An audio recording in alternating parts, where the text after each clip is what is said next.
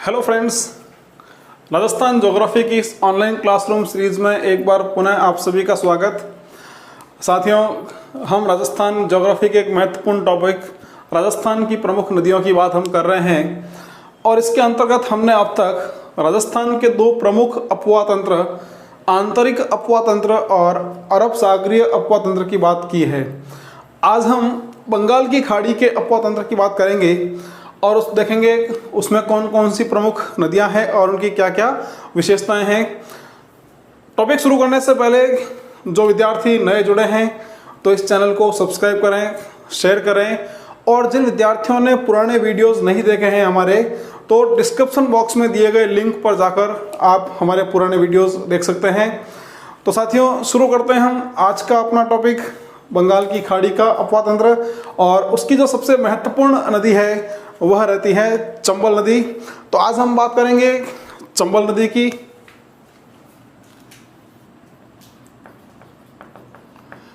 चंबल नदी जो बंगाल की खाड़ी के अपवाह तंत्र की प्रमुख नदी है।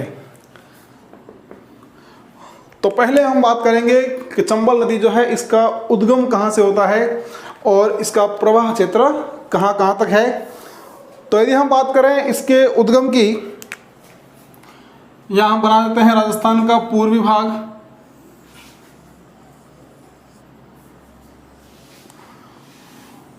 दक्षिणी पूर्वी क्षेत्र। यह हम बात कर रहे हैं मध्य प्रदेश, और मध्य प्रदेश के अंतर्गत जो महू एक क्षेत्र है, तो मध्य प्रदेश के मऊ के निकट स्थान मऊ, राज्य कौन सा? मध्य प्रदेश। पहाड़ी श्रृंखला कौन सी हो जाएगी? पहाड़ी श्रृंखला हो जाएगी विंध्याचल, और विंध्याचल पर्वतमाला की एक पहाड़ी जिसको हम कहते हैं जनापाव, जनापाव की पहाड़ी।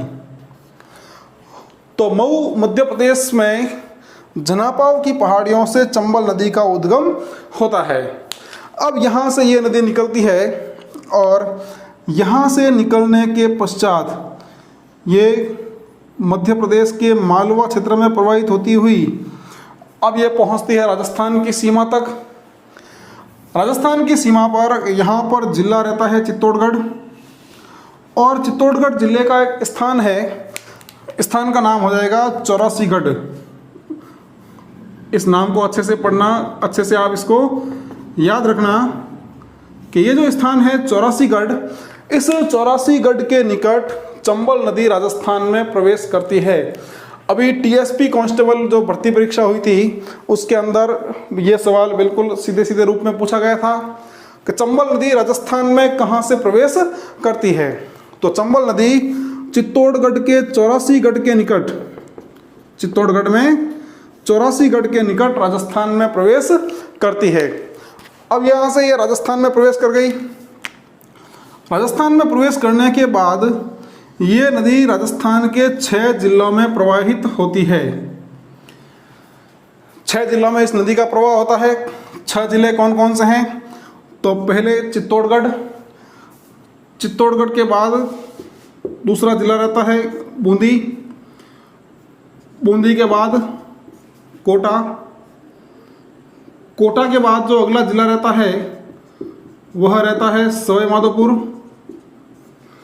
सवाई माधोपुर के बाद अगला जिला रहता है करौली, और करौली के बाद अंतिम जिला रहेगा धौलपुर। तो यह नदी जो है ये राजस्थान के 6 जिलों में प्रवाहित होती है। हमने जब लूनी नदी पढ़ी थी तब भी मैंने आपसे ये कहा था कि राजस्थान की 3 ऐसी नदियां हैं जो राजस्थान में सर्वाधिक 6 जिलों से होकर प्रवाहित होती है। तो उसमें लूनी, चंबल और बनास, ये 3 नदियां हैं जो राजस्थान में सर्वाधिक 6 जिलों से होकर प्रवाहित होती है। तो अब ये नदी जो है राजस्थान के इन 6 जिलों में बहने के बाद, 6 जिलों में बहने के बाद अब ये चली जाएगी उत्तर प्रदेश में। अगला जो राज्य आ जाएगा उत्तर प्रदेश, और उत्तर प्रदेश का एक जिला है, जिले का नाम है इटावा। और इटावा जिले के मुरादगंज के निकट जिला कौन सा हो जाएगा? स्थान हो जाएगा मुरादगंज। मुरादगंज जिला इटावा और राज्य हो जाएगा उत्तर प्रदेश। तो उत्तर प्रदेश में इटावा जिले के मुरादगंज के समीप यह यमुना नदी में मिल जाती है। ध्यान रखना कि यह चंबल नदी जो है अंतिम रूप से यमुना नदी में मिल जाती है। तो अब वापस एक बार देखें कि मध्य प्रदेश के जनापाव की पहाड़ियों से निकलकर ये राजस्थान के 6 जिलों में बहने के बाद अंतिम रूप से उत्तर प्रदेश में इटावा जिले के मुरादगंज के निकट अब ये यमुना नदी में मिल जाती है। तो ये इसका प्रवाह क्षेत्र हो गया, उद्गम हो गया, प्रवाह क्षेत्र। और अंतिम रूप से ये कहाँ गिरती है और राजस्थान में ये कहाँ से प्रवेश करती है? तो राजस्थान में चित्तौड़गढ़ जिले के जो 84गढ़ नामक स्थान है, इस 84गढ़ के निकट यह राजस्थान में प्रवेश करती है। तो यहाँ तक कोई दिक्कत नहीं।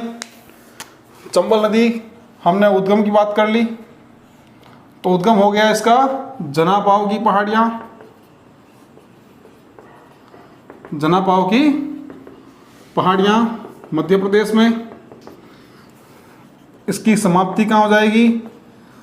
समाप्ति हो जाएगी मुरादगंज, इटावा जिले में, उत्तर प्रदेश में। इसका जो प्रवाह क्षेत्र है, इन जिलों को आप अपनी कॉपी में लिख सकते हैं, जो 6 जिले हमने बात की है।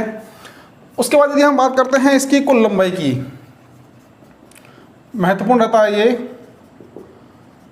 कुल लंबाई की बात करें तो इस नदी की कुल लंबाई 967 किलोमीटर है, 967 किलोमीटर।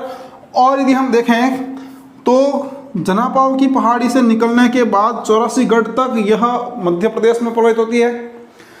उसके बाद 84गढ़ से लेकर सवाई माधोपुर तक यह स्वतंत्र रूप से राजस्थान में बहती है। और उसके बाद सवाई माधोपुर, करौली और धौलपुर में यह राजस्थान और मध्य प्रदेश के बीच सीमा बनाती है। तो यदि हम बात करेंगे राजस्थान में यह स्वतंत्र रूप से कितना प्रवाहित होती है, तो राजस्थान में इसकी जो लंबाई रहती है वह 135 किलोमीटर रहती है। कोई दिक्कत नहीं। यदि कुल लंबाई की बात करेंगे तो 967 किलोमीटर, और राजस्थान की बात करेंगे तो राजस्थान में 135 किलोमीटर। अब जो इसकी विशेषता है कि यह नदी जो है ये राजस्थान की सबसे लंबी नदी है, राजस्थान की सर्वाधिक लंबी नदी। हमने अब तक जो है गग्गर की बात की थी, तो वो आंतरिक प्रवाह की सबसे लंबी थी। उसके बाद हमने कांतली की बात की थी, तो कांतली जो है वो पूर्ण आंतरिक प्रवाह की सबसे लंबी नदी थी। और अब हम बात कर रहे हैं चंबल की, तो ये राजस्थान की सबसे लंबी नदी है। ध्यान रखना, इसका उद्गम की बात की, समाप्ति की बात की, उसकी कुल लंबाई की हमने बात की है। तो ये राजस्थान की सबसे लंबी नदी है और राजस्थान में सर्वाधिक सतही जल का जो है आपूर्ति भी यही नदी करती है। राजस्थान में सर्वाधिक सतही जल की आपूर्ति करने वाली नदी भी चंबल नदी है। तो कोई दिक्कत नहीं यहाँ तक। राजस्थान की सबसे लंबी नदी और राजस्थान में सर्वाधिक सतही जल की आपूर्ति करने वाली नदी भी चंबल नदी है। एक बार आप यहाँ तक का स्क्रीनशॉट सेव कर लें।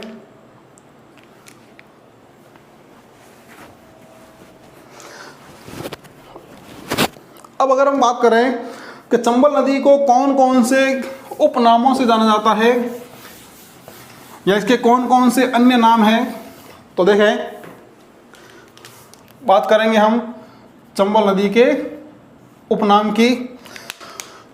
तो चंबल नदी को चर्मण्यवती भी कहा जाता है, इसे चर्मण्यवती कहते हैं। इसे कामधेनु नदी कहा जाता है। उसके बाद इसको 12 मासी नदी कहा जाता है।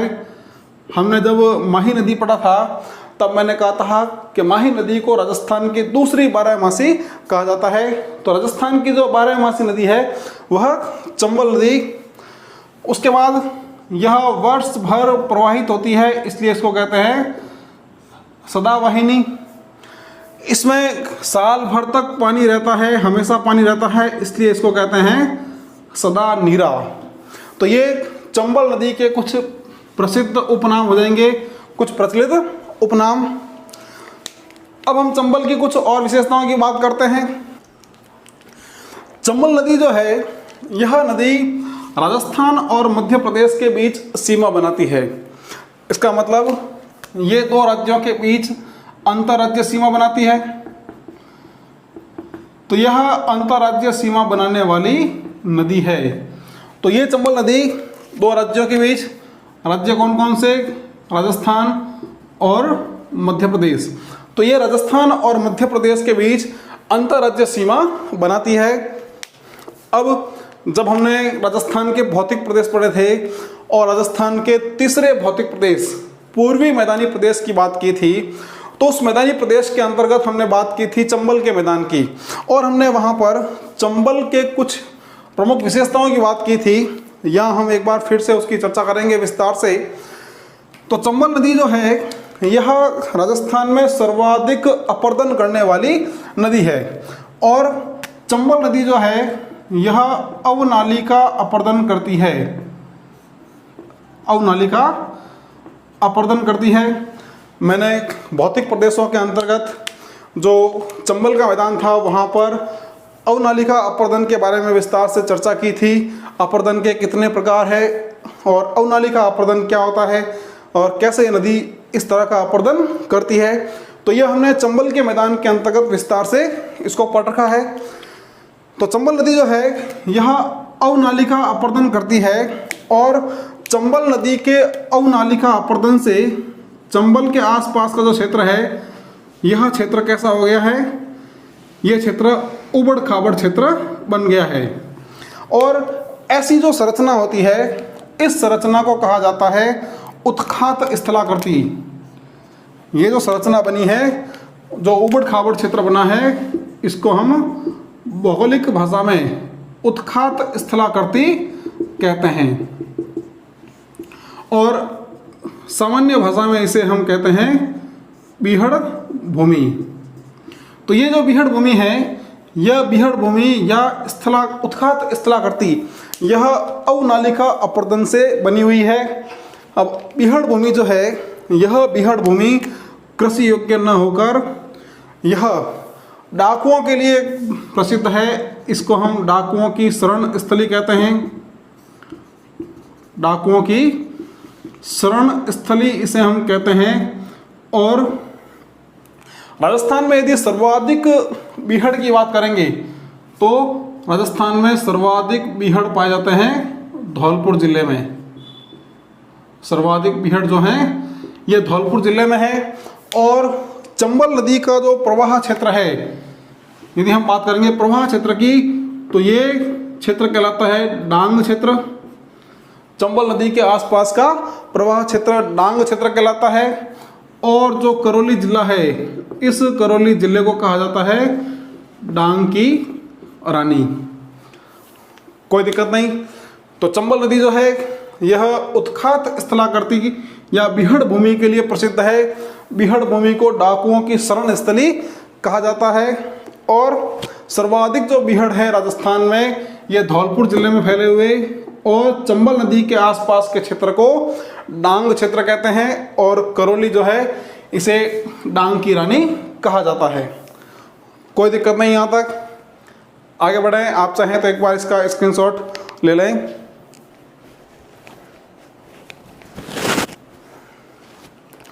अब हम बात करेंगे कुछ और विशेषताओं की, और इसके अंतर्गत अब हम बात करेंगे चंबल नदी के प्रमुख बांधों की। हम बांधों की बात करें उससे पहले कुछ और चर्चाएं हम कर लें चंबल नदी के बारे में। तो चित्तौड़गढ़ के अंदर चंबल नदी पर बना हुआ है चूलिया जलप्रपात। चंबल नदी पर है चूलिया जलप्रपात, और ये जो जलप्रपात है इसकी ऊंचाई है 18 मीटर, 18 मीटर। तो साथियों ये जो चूलिया जलप्रपात है, यह चूलिया जलप्रपात राजस्थान का सबसे ऊंचा जलप्रपात है। इस बात को आप विशेष ध्यान रखना कि चूलिया जलप्रपात राजस्थान का सबसे ऊंचा जलप्रपात है। इसकी ऊंचाई की बात करेंगे तो इसकी ऊंचाई जो है ये हो जाएगी 18 मीटर, और जिले की बात करेंगे तो जिला हो जाएगा इसका चित्तौड़गढ़। कोई दिक्कत नहीं। अब चंबल नदी जो है इसके अंदर राष्ट्रीय चंबल घड़ियाल उद्यान विद्यमान है। राष्ट्रीय चंबल घड़ियाल उद्यान। तो राष्ट्रीय चंबल घड़ियाल उद्यान जो चंबल नदी की एक प्रमुख विशेषता है, और ये राजस्थान का एकमात्र नदीय अभयारण्य है। राजस्थान का एकमात्र नदीय अभयारण्य है, और घड़ियालों की प्रजनन स्थली के रूप में इसको विकसित किया गया है। तो इसके लिए विशेषता की बात करेंगे, इसके उपनाम की बात करेंगे तो इसको कहा जाता है घड़ियालों की प्रजनन स्थली। यहाँ पर एक बात विशेष ध्यान रखने योग्य है कि यदि बात करेगा वो घड़ियालों की प्रजनन स्थली कैसे किसे कहते हैं, तब तो हो जाएगा राष्ट्रीय चंबल घड़ियाल उद्यान। लेकिन वो कहेगा कि घड़ियालों की शरण स्थली किसे कहते हैं, तो हो जाएगा भैंसरोडगढ़ अभ्यारण्य। हम राजस्थान के वन्य जीवों के अंतर्गत इसकी विस्तार से चर्चा आगे करने वाले हैं। तो चंबल नदी के अंदर जो अभ्यारण्य है राष्ट्रीय चंबल घड़ियाल उद्यान, जो राजस्थान का एकमात्र नदीय अभ्यारण्य है, जिसे हम घड़ियालों की प्रजनन स्थली कहते हैं। यहाँ पर कुछ विशेष जीव पाए जाते हैं इस अभ्यारण्य के अंतर्गत, जिसे हम गांगे डॉल्फिन, भारत का राष्ट्रीय जलीय जीव, और गांगे सूस। तो ये कुछ विशेष स्तनपायी जीव हैं जो इस राष्ट्रीय चंबल घड़ियाल उद्यान में पाए जाते हैं। तो इनको भी आप ध्यान रखें, इसको भी आप नोट कर लें। अब हम बात करेंगे चंबल नदी के प्रमुख बांधों की। काफ़ी महत्वपूर्ण सवाल रहता है, और यहाँ से सवाल क्या क्या बनेंगे मैं उसकी चर्चा साथ में करता रहूँगा। तो हम बात करेंगे चंबल नदी के प्रमुख बांधों की। तो यदि बात करते हैं हम चंबल नदी के पहले बांध की, हम बात करेंगे इसके उद्गम से लेकर इसके प्रवाह की ओर, क्योंकि यह सवाल पूछा गया था एक बार कि चंबल नदी के उद्गम से इसके प्रवाह की ओर बांधों का सही क्रम क्या है। तो हम उसी क्रम में बात करेंगे। तो सबसे पहले मध्य प्रदेश के मंदसौर जिले में, मध्य प्रदेश का मंदसौर जिला, और मंदसौर जिले में चंबल नदी का पहला बांध यहाँ मौजूद है, जिसे हम कहते हैं गांधी सागर बांध। गांधी सागर बांध। तो गांधी सागर जो बांध है कहाँ पर, ये हो जाएगा मंदसौर, मध्य प्रदेश। मंदसौर, मध्य प्रदेश। अब ये जो बांध है, ये बांध दो पठारों के बीच स्थित है, और जो पठार है वो है मानपुरा और भानपुरा।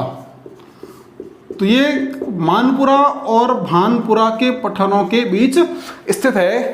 और यदि आप चंबल के बांधों की बात करेंगे तो चंबल नदी पर 4 बांध बने हुए हैं, और ये चंबल के 4 बांधों में सबसे बड़ा बांध है। तो ध्यान रखना कि यदि सवाल आएगा चंबल नदी का सबसे बड़ा बांध कौन सा है, तो चंबल नदी का सबसे बड़ा बांध हो जाएगा गांधी सागर बांध। कोई दिक्कत नहीं, मानपुरा और भानपुरा के पठारों के बीच ये स्थित है। तो पहला जो बांध हो गया इसका, ये हो गया गांधी सागर बांध।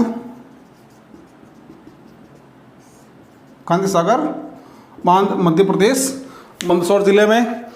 अब इसके बाद आगे बढ़ेंगे हम, तो चित्तौड़गढ़ जिले में इस पर दूसरा बांध बना हुआ है, और ये जो दूसरा बांध है इसका नाम हो जाएगा राणा प्रताप सागर बांध,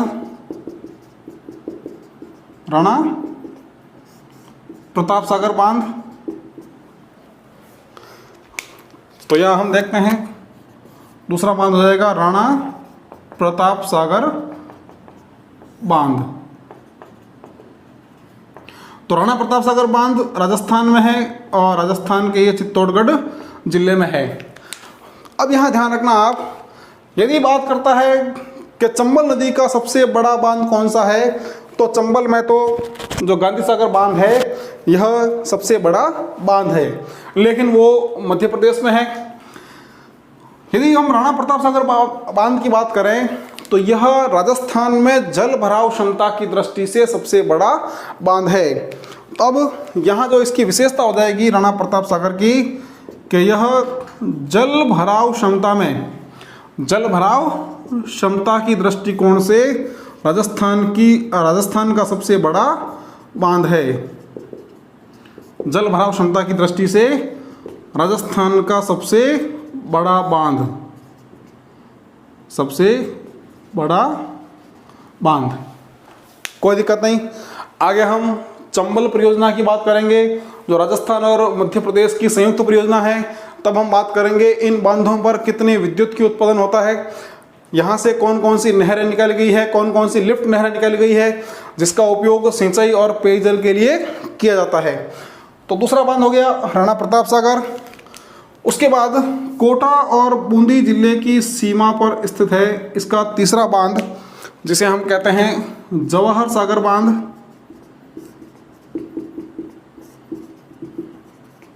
जवाहर सागर बांध जो कोटा बूंदी की सीमा पर कोटा के बोरावास गांव के निकट ये स्थित है। तो तीसरा बांध यहाँ पर जवाहर सागर बांध, कोटा में, कोटा का गांव हो जाएगा बोरावास। और इसके बाद जो इसका चौथा बांध होगा तो यह चौथा बांध कोटा शहर के निकट, और इसे हम कोटा बैराज के नाम से जानते हैं, कोटा बैराज। तो ये चंबल नदी के 4 प्रमुख बांध। चौथा बांध हो जाएगा इसका कोटा बैराज, और ये तो कोटा शहर के निकट स्थित है। कोटा शहर जो है वो चंबल नदी के किनारे स्थित है।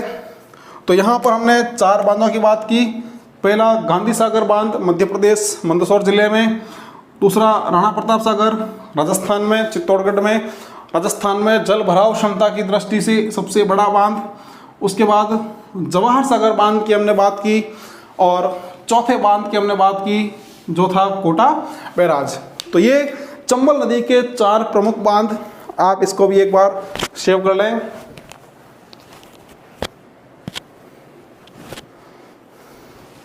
चलिए, क्लियर यहां तक। तो ये चंबल नदी के 4 बांध हो गए। अब उसके बाद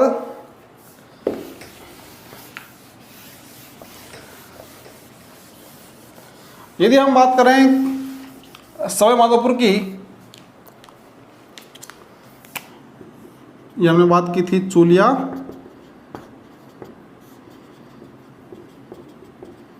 जलप्रपात। सवाई माधोपुर की बात करेंगे हम, तो सवाई माधोपुर का एक स्थान है, स्थान का नाम रहता है रामेश्वर घाट। स्थान कौन सा? स्थान हो जाएगा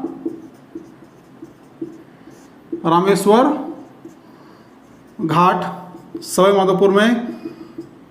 तो यह रामेश्वर घाट जो है, यहाँ पर एक त्रिवेणी संगम है। यहाँ पर एक चंबल नदी चल रही है। चंबल नदी में यहाँ आके मिलती है बनास नदी, और तीसरी नदी रहती है सीप। तो ये रामेश्वर घाट चंबल, बनास और सीप, इन 3 नदियों का त्रिवेणी संगम है। तो रामेश्वर घाट के निकट 3 नदियों का त्रिवेणी संगम, चंबल, बनास और सीप। और जो रामेश्वर घाट है, यह रामेश्वर घाट परशुराम जी की तपोस्थली है, और यहाँ पर मीणा जनजाति का एक बड़ा मेला भी आयोजित होता है। तो ये चंबल नदी की कुछ विशेषताएं। रामेश्वर घाट, सवाईमाधोपुर, चंबल नदी का त्रिवेणी संगम।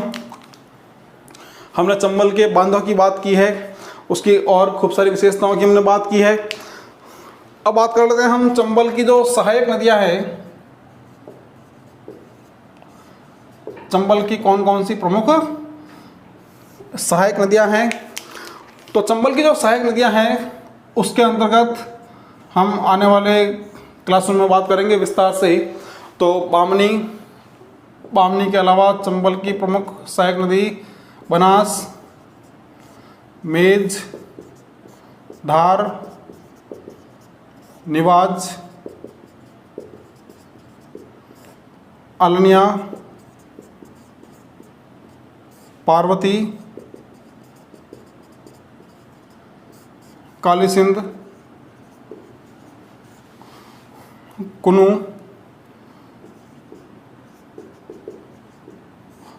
कुराल, सीप। तो ये चंबल नदी की कुछ प्रमुख सहायक नदियां हैं। हम आने वाले वीडियो में इन सहायक नदियों की विस्तार से चर्चा करने वाले हैं। आप चाहें तो एक बार यहाँ तक का स्क्रीनशॉट भी सेव कर लें, कोई दिक्कत नहीं यहाँ तक। तो साथियों, आज की जो क्लास हुई है, इस क्लास में हमने बंगाल की खाड़ी के अपवा तंत्र की एक प्रमुख चंबल नदी की बात की है।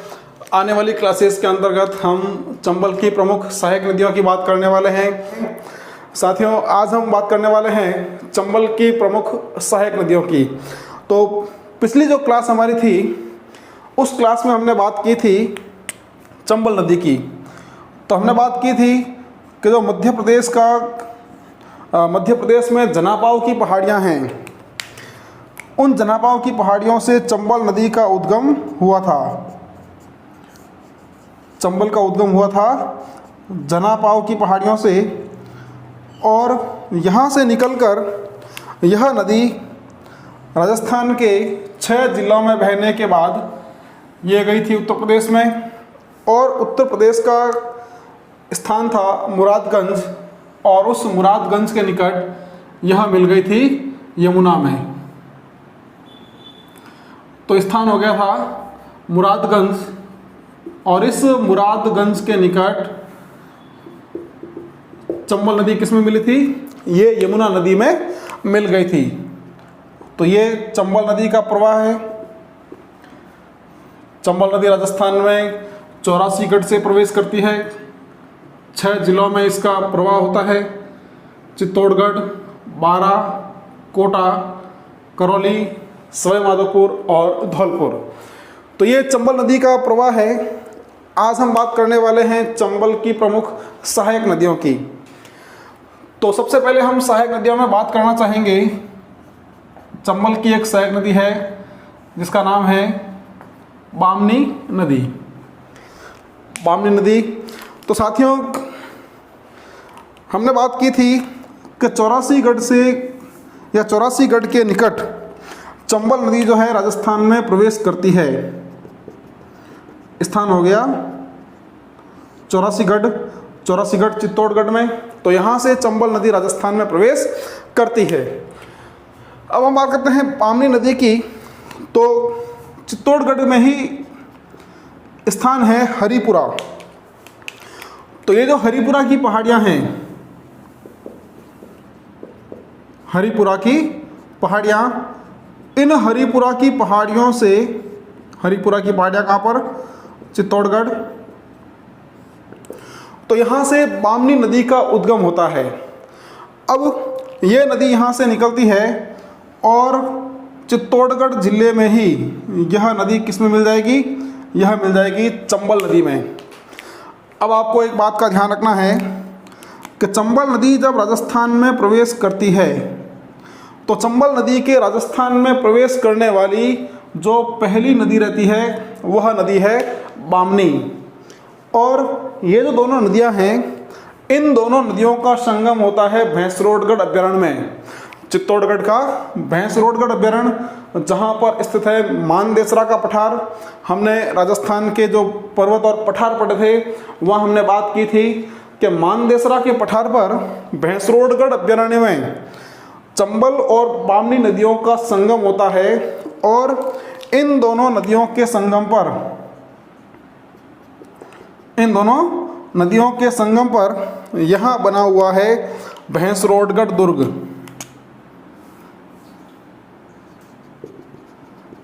भैंसरोडगढ़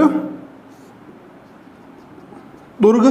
तो ये आपको ध्यान रखना है कि भैंसरोडगढ़ दुर्ग जो है ये कौन सी नदियों के संगम पर, तो यहाँ पर नदी है बामनी नदी और ये हमारी बह रही है चंबल नदी। तो चंबल और बामनी नदियों के संगम पर, चंबल और बामनी नदियों के संगम पर यहाँ भैंसरोडगढ़ अभ्यारण्य में मानदेसरा के पठार पर भैंसरोडगढ़ दुर्ग बना हुआ है, कोई दिक्कत नहीं। उसके बाद भीलवाड़ा का स्थान है मांडलगढ़। ये बात हमने की बामनी नदी की। अब बामनी नदी के बाद हम बात कर रहे हैं चंबल की एक और सहायक नदी जिसका नाम रहता है मेज नदी। तो मेज नदी जिसका उद्गम मांडलगढ़ की पहाड़ियों से, मांडलगढ़ भीलवाड़ा में, तो मांडलगढ़ की पहाड़ियों से इस नदी का उद्गम होता है और यहाँ से निकलकर यह कोटा में आकर किस में गिर जाएगी, ये गिर जाएगी चंबल नदी में। तो मांडलगढ़ की पहाड़ियों से निकलकर कोटा में आकर यह मेज नदी चंबल नदी में मिल जाती है, कोई दिक्कत नहीं। अब चंबल की एक और महत्वपूर्ण सहायक नदी है जिसका नाम रहता है चाकण। चंबल की एक और सहायक नदी जो रहेगी चाकण। तो देखें बूंदी जिले में कई छोटे छोटे नालों से मिलकर जो है ये चाकण नदी का उद्गम होता है। यानी ये जो नदी है ये नदी कई छोटे छोटे नालों से मिलकर बनती है और बूंदी जिले में ही यह नदी किस में मिल जाएगी, ये मिल जाएगी चंबल नदी में। तो बूंदी जिले में छोटे छोटे नालों से मिलकर इस नदी का निर्माण हो रहा है और बूंदी में ही यह नदी किस में मिल जाएगी, चंबल नदी में मिल जाएगी। अब जो चाकण नदी है, इस चाकण नदी पर बूंदी जिले में ही एक बांध बना हुआ है जिसे हम कहते हैं चाकण बांध। ये हो गया चाकण बांध। चाकण बांध कहाँ हो जाएगा, बूंदी जिले में। और चाकण बांध जो है यह चाकण नदी पर बना हुआ है और चाकण ये चंबल की एक सहायक नदी है, कोई दिक्कत नहीं। आप चाहें तो इसको एक बार यहाँ तक सेव कर लें।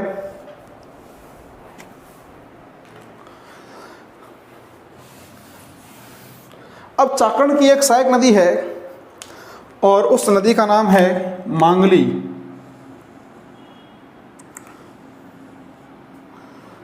चाकण की एक सहायक नदी और इस सहायक नदी का नाम है मांगली नदी, बूंदी जिले में ही है। और यह मांगली नदी काफ़ी महत्वपूर्ण है। अब आप कहेंगे क्यों महत्वपूर्ण है, तो ये जो नदी है इस नदी पर प्रसिद्ध भीमलत जलप्रपात बना हुआ है। भीमलत जलप्रपात इस नदी पर बना हुआ है, मांगली नदी पर, बूंदी जिले में। हमने पिछली क्लास में चूलिया जलप्रपात की बात की थी। तो चूलिया जलप्रपात जो है यह चंबल नदी पर चित्तौड़गढ़ में बना हुआ था, जो राजस्थान का सबसे ऊंचा जलप्रपात था। और इसी तरह मांगली नदी पर भीमलत जलप्रपात बना है बूंदी में, ये भी एक महत्वपूर्ण जलप्रपात है। तो ये मांगली नदी चाकण की सहायक और चाकण जो है वो चंबल की सहायक नदी। अब हम चंबल की एक और महत्वपूर्ण सहायक नदी की बात करने वाले हैं तो उसके लिए हम चलेंगे मध्य प्रदेश, और मध्य प्रदेश का जिला है देवास, और देवास जिले में यहाँ स्थित है बागली गांव की पहाड़ियाँ। बागली गांव की पहाड़ियाँ। तो बागली गांव की पहाड़ियाँ कहाँ पर? देवास जिले में, मध्य प्रदेश में। तो बागली गांव की पहाड़ियाँ जो देवास जिले में है, यहाँ से एक महत्वपूर्ण नदी चंबल की उद्गम होता है जिसका नाम है काली सिंध नदी। अब यहाँ से काली सिंध नदी निकलती है, और यह काली सिंध नदी जो है यहाँ से राजस्थान में आएगी। राजस्थान में पहले बहेगी झालावाड़ में, और झालावाड़ में बहने के बाद ये आ जाएगी कोटा जिले में। और कोटा जिले का एक स्थान है, स्थान का नाम है नानेरा। स्थान का नाम हो जाएगा नानेरा। तो नानेरा के निकट यह नदी किस में मिल जाएगी? यह मिल जाएगी चंबल नदी में। तो काली सिंध नदी चंबल की एक महत्वपूर्ण सहायक नदी। तो काली सिंध नदी का उद्गम देवास जिले में बागली गांव की पहाड़ियों से, राजस्थान में यह झालावाड़ और कोटा जिले में प्रवाहित होती है, और राजस्थान के 2 जिला में प्रवाहित होने के बाद कोटा के नानेरा गांव के निकट यह चंबल नदी में विलुप्त हो जाती है, या चंबल नदी में मिल जाती है। 2 चीज़ें आपको यहाँ पर महत्वपूर्ण रूप से ध्यान रखना है। पहला कि कोटा जिले में इस काली सिंध नदी पर, यह हम लिख देते हैं यहाँ पर, ये हो जाएगी काली सिंध नदी। तो काली सिंध जो नदी है, इस काली सिंध नदी पर कोटा में एक महत्वपूर्ण बांध बना हुआ है जिसका नाम है हरिश्चंद्र बांध। तो हरिश्चंद्र बांध कोटा में, नदी कौन सी हो जाएगी? काली सिंध नदी। अब काली सिंध नदी की जो एक और महत्वपूर्ण सहायक नदी है, ध्यान रखना, हरिश्चंद्र बांध काली सिंध नदी पर कोटा में। अब काली सिंध की एक सहायक नदी है, और उस सहायक नदी का नाम है आहू। और ये जो आहू नदी है, ये आती है मध्य प्रदेश से ही। मध्य प्रदेश का स्थान है सुसनेर। स्थान का नाम हो जाएगा सुसनेर, मध्य प्रदेश। तो सुसनेर मध्य प्रदेश से यह जो आहू नदी है, यह यहाँ से निकलती है। यहाँ से ये राजस्थान में झालावाड़ से प्रवेश करेगी। झालावाड़ का एक स्थान रहता है नंदपुरा। स्थान का नाम नंदपुरा, झालावाड़। तो नंदपुरा झालावाड़ से यह काली सिंध आहू नदी राजस्थान में प्रवेश करती है, और राजस्थान में प्रवेश करने के बाद यह झालावाड़ जिले में ही, ध्यान रखना, यह झालावाड़ जिले में ही काली सिंध नदी में मिल जाती है। तो आहू नदी का उद्गम सुसनेरपुर मध्य प्रदेश, राजस्थान में यह नंदपुरा जो झालावाड़ में है, यहाँ से राजस्थान में प्रवेश करती है, और झालावाड़ जिले में ही यह नदी काली सिंध नदी में मिल जाती है। अब यहाँ से जो एक सवाल काफ़ी एग्ज़ाम में महत्वपूर्ण रूप से पूछा जाता है, वो सवाल ये कि इन दोनों नदियों के संगम पर कौन कौन सी, एक तो ये हो जाएगी आहू नदी, और यहाँ आ रही है काली सिंध नदी। तो आहू और काली सिंध नदियों का जो संगम है, यह संगम काफ़ी महत्वपूर्ण है, क्योंकि इन दोनों नदियों के संगम पर राजस्थान का एक प्रसिद्ध दुर्ग बना है जिसे हम गागरोन दुर्ग के नाम से जानते हैं। गागरोन दुर्ग के नाम से जानते हैं। तो गागरोन दुर्ग जो है, यह आहू और काली सिंध नदियों के संगम पर झालावाड़ में बना हुआ है। 2 नदियों के संगम पर स्थित दुर्ग को हम कहते हैं जल दुर्ग। तो ये राजस्थान के जल दुर्गों की श्रेणी में सबसे अच्छा जल दुर्ग है। और यहाँ पर इस दुर्ग में एक प्रसिद्ध संत थे, संत पीपा। तो संत पीपा की जो छतरी है वो इस गागरौन दुर्ग में बनी हुई है। तो आहू और काली सिंध के संगम पर गागरौन दुर्ग बना हुआ है। अब जो आहू नदी है, इस आहू नदी की एक और सहायक नदी है जिसका नाम है चंद्रभागा। आहू की एक सहायक नदी का नाम हो जाएगा चंद्रभागा। और ये जो चंद्रभागा नदी है, इस चंद्रभागा नदी के किनारे झालावाड़ का एक प्रसिद्ध कस्बा बसा हुआ है जिसका नाम है झालरापाटन। तो ये जो चंद्रभागा नदी है, या हम लिख देते हैं नदी कौन सी हो जाएगी, ये हो जाएगी चंद्रभागा। तो चंद्रभागा नदी के किनारे पर झालावाड़ का एक प्रसिद्ध कस्बा है जिसका नाम है झालरापाटन। और इस झालरापाटन कस्बे में जो चंद्रभागा नदी है, इस चंद्रभागा नदी के किनारे यहाँ पर 2 पशु मेलों का आयोजन होता है। एक होता है चंद्रभागा पशु मेला, और दूसरा है गोमती सागर पशु मेला। तो 2 पशु मेले, गोमती सागर पशु मेला और चंद्रभागा पशु मेला, ये दोनों चंद्रभागा नदी के किनारे यहाँ भरते हैं। तो ये भी महत्वपूर्ण है, सवाल आ जाए गोमती सागर पशु मेला कौन सी नदी के किनारे भरता है, तो वो हो जाएगा चंद्रभागा नदी के किनारे। कोई दिक्कत नहीं यहाँ तक। एक बार आप यहाँ तक का स्क्रीनशॉट सेव कर लें।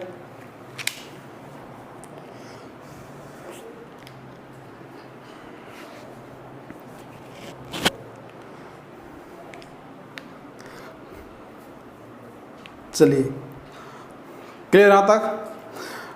अब हम काली सिंध की एक महत्वपूर्ण सहायक नदी की बात करने वाले हैं, वो भी इस चंबल नदी के तंत्र का ही हिस्सा है, अपवा तंत्र का ही हिस्सा है।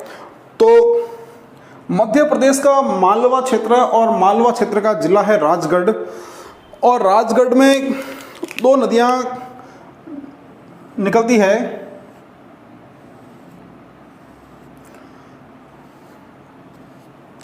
दो नदियों का नाम रहता है, एक का नाम अजनार और दूसरी होती है घोड़ा पछाड़। अजनार और घोड़ा पछाड़। तो ये जो अजनार और घोड़ा पछाड़ है, ये दोनों नदियां आगे मिलकर एक महत्वपूर्ण नदी का निर्माण करते हैं जिसे हम परवन नदी के नाम से जानते हैं। तो ये घोड़ा पछाड़ और अजनार जो है, दोनों मिलकर परवन नदी का निर्माण कर रहे हैं। राजगढ़ जिले में, मध्य प्रदेश का राजगढ़ जिला, जहाँ से ये नदियाँ आ रही है, तो यहाँ से निकलती है और यहाँ से निकलकर एक स्थान आता है झालावाड़ का जिसका नाम है खारीबोर। स्थान का नाम हो जाएगा खारीबोर, झालावाड़। तो यहाँ से यह परवन नदी राजस्थान में प्रवेश करती है। अब राजस्थान में आएगी, तो राजस्थान में आने के बाद पहले झालावाड़ में, झालावाड़ के बाद 12 जिले में, और 12 जिले में बहने के बाद ये आ जाएगी कोटा जिले में, और कोटा में आकर यह किस में मिल जाएगी, ये मिल जाएगी काली सिंध में। तो हम बात कर रहे हैं परवन नदी की। तो ध्यान रखना कि परवन नदी जो है यह काली सिंध नदी की सहायक नदी है, जो राजगढ़ मध्य प्रदेश में अजनार और घोड़ा पछाड़ के मिलने से बनती है। और खारीबोर जो झालावाड़ में है, यहाँ से यह नदी राजस्थान में प्रवेश करती है और कोटा जिले में आकर यह नदी काली सिंध नदी में मिल जाती है। तो ये हो गई परवन नदी। अब परवन की जो महत्वपूर्ण बातें हैं उसको आप एक बार समझें। सबसे पहले तो हम बात करते हैं झालावाड़ की। तो झालावाड़ जिले में परवन की एक और सहायक नदी है। इस सहायक नदी का नाम रहता है काली खोह या काली खाड़। ये नदी रहती है काली खोह या काली खाड़। तब झालावाड़ में इस काली खोह और जो काली खाड़ नदियां हैं, इन दोनों नदियों के संगम पर एक और महत्वपूर्ण दुर्ग यहाँ बना है झालावाड़ में, जिसका नाम है मनोहर थाना दुर्ग।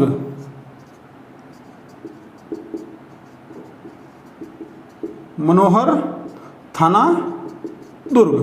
तो मनोहर थाना दुर्ग झालावाड़ में, और झालावाड़ में यह दुर्ग जो है परवन और काली खोह नदियों के संगम पर बना हुआ है। कोई दिक्कत नहीं यहाँ तक। आगे हम बात करते हैं कि जो परवन नदी है, इस परवन नदी का प्रवाह 12 जिले से होता है, और 12 जिले में इसका जो प्रवाह है यह कहाँ से होता है? यह होता है शेरगढ़ अभयारण्य से। कहाँ से होगा? यह हो जाएगा शेरगढ़ अभयारण्य। तो शेरगढ़ अभयारण्य कहाँ पर? 12 में। और यह जो शेरगढ़ अभयारण्य है, यह सांपों की शरण स्थली कहलाता है। इसका जो उपनाम है, इसका उपनाम हो जाएगा सांपों की शरण स्थली। तो परवन नदी जो है इस शेरगढ़ अभयारण्य से होकर प्रवाहित होती है, और इसी शेरगढ़ अभयारण्य में इस परवन नदी के किनारे एक और प्रसिद्ध दुर्ग बना है, जिसे हम कहते हैं शेरगढ़ दुर्ग। शेरगढ़ दुर्ग। तो शेरगढ़ दुर्ग, जिसे हम कोषवर्धन दुर्ग भी कहते हैं, कोषवर्धन दुर्ग। तो ये कोषवर्धन दुर्ग या शेरगढ़ दुर्ग जो है, ये 12 जिले में इस परवन नदी के किनारे बना हुआ है। परवन नदी जो शेरगढ़ अभयारण्य से होकर गुजरती है, और शेरगढ़ अभयारण्य जिसे हम सांपों की शरण स्थली के नाम से भी जानते हैं। आगे हम बात करेंगे पार्वती नदी की। तो जो महत्वपूर्ण एक और सहायक नदी है चंबल की, वो नदी होती है पार्वती। तो पार्वती जो नदी है, इस नदी का उद्गम ये होता है सीहोर क्षेत्र से। सीहोर क्षेत्र मध्य प्रदेश में। तो ये सीहोर क्षेत्र से निकलती है, और यहाँ से निकलने के बाद ये पहले आएगी 12 में। 12 में बहने के बाद ये राजस्थान और मध्य प्रदेश की सीमा बनाएगी, और सीमा बनाने के बाद ये आ जाएगी कोटा जिले में। और कोटा जिले का एक गांव है पालिया। तो पालिया का जो गांव है, उस गांव के निकट आकर यह चंबल नदी में मिल जाएगी। तो यह हो गया पालिया गांव। तो इस पालिया गांव के निकट यह चंबल नदी, यह पार्वती जो नदी है, यह नदी चंबल में मिल जाएगी। तो एक और महत्वपूर्ण सहायक नदी ये हो जाएगी पार्वती नदी। तो पार्वती नदी जिसका उद्गम मध्य प्रदेश के सीहोर क्षेत्र से और कोटा के पालिया गांव के निकट, यह नदी किस में मिल जाएगी? यह मिल जाएगी चंबल नदी में। अब चंबल की एक और महत्वपूर्ण सहायक नदी, छोटी सी नदी है, हालांकि महत्व उसका काफ़ी अधिक है। एक ही महत्व उसका है। क्या महत्व है देखेंगे हम। मध्य प्रदेश का गुना जिला है, और गुना जिले की जो पहाड़ियाँ हैं, वहाँ से एक नदी निकलती है, और नदी का नाम रहता है कुनू। तो यह नदी यहाँ से निकलकर पहले 12 जिले में प्रवेश करती है। 12 जिले में बहने के बाद यह एक बार पुनः मध्य प्रदेश में जाएगी, और मध्य प्रदेश में बहने के बाद एक बार पुनः यह सवाई माधोपुर में आकर यह मिल जाएगी चंबल नदी में। तो यह जो कुनू नदी है, यह कुनू नदी राजस्थान की एकमात्र नदी है जो राजस्थान में 2 बार प्रवेश करती है। तो इस बात का आप विशेष ध्यान रखना। इस नदी का एक ही महत्व है कि जो कुनू नदी है, यह कुनू नदी राजस्थान में 2 बार प्रवेश करती है। अब यह कैसे प्रवेश करती है, तो इसको आप एक बार यहाँ हम समझ लेते हैं। जैसे राजस्थान का पूर्वी भाग, दक्षिण पूर्वी भाग, और यहाँ से प्रवाहित होती है चंबल नदी। तो जो कुनू नदी है, यह कुनू नदी गुना से आती है, एक बार बारां जिले में आएगी, तो एक बार राजस्थान में यहाँ से प्रवेश कर रही है, उसके बाद पुनः ये मध्य प्रदेश में चली जाएगी, और मध्य प्रदेश में जाने के बाद एक बार पुनः इस स्थान से राजस्थान में आकर ये यहाँ चंबल में मिल जाएगी। तो ये नदी एक बार बारां जिले में प्रवेश कर रही है, दूसरी बार सवाई माधोपुर जिले में प्रवेश कर रही है। तो यह राजस्थान की एकमात्र नदी है जो 2 बार राजस्थान में प्रवेश करती है। अब आप चाहें तो एक बार यहाँ तक का स्क्रीनशॉट सेव कर सकते हैं। हम बात कर रहे हैं किसकी? हम बात कर रहे हैं चंबल की प्रमुख सहायक नदियों की। चंबल की प्रमुख सहायक नदियाँ, आप चाहें तो एक बार इसका स्क्रीनशॉट ले सकते हैं।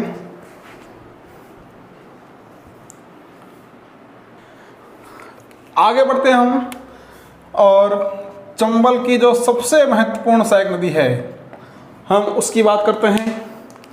तो चंबल की जो सबसे महत्वपूर्ण सहायक नदी रहती है उसका नाम है बनास नदी। तो राजसमंद जिले में स्थित है खमनोर की पहाड़ियाँ। राजसमंद जिले में खमनोर की पहाड़ियाँ, तो खमनोर की पहाड़ियों से इस नदी का उद्गम होता है बनास का, और यह बनास नदी जो है राजस्थान के 6 जिलों में बहने के बाद, ध्यान रखना, बनास नदी का प्रवाह जो है यह प्रवाह भी राजस्थान के 6 जिलों में होता है। तो 6 जिले कौन कौन से होते हैं? 6 जिले राजसमंद, चित्तौड़, भीलवाड़ा, अजमेर, टोंक और सवाई माधोपुर। तो राजस्थान के इन 6 जिलों में प्रवाहित होने के बाद यह जो बनास नदी है, यह बनास नदी सवाई माधोपुर में एक स्थान रहता है, स्थान का नाम रामेश्वर घाट, स्थान का नाम रामेश्वर घाट सवाई माधोपुर में, जहाँ पर यह नदी चंबल नदी में मिल जाती है। और इसी स्थान पर एक और चंबल की सहायक नदी आती है जिसका नाम है सीप।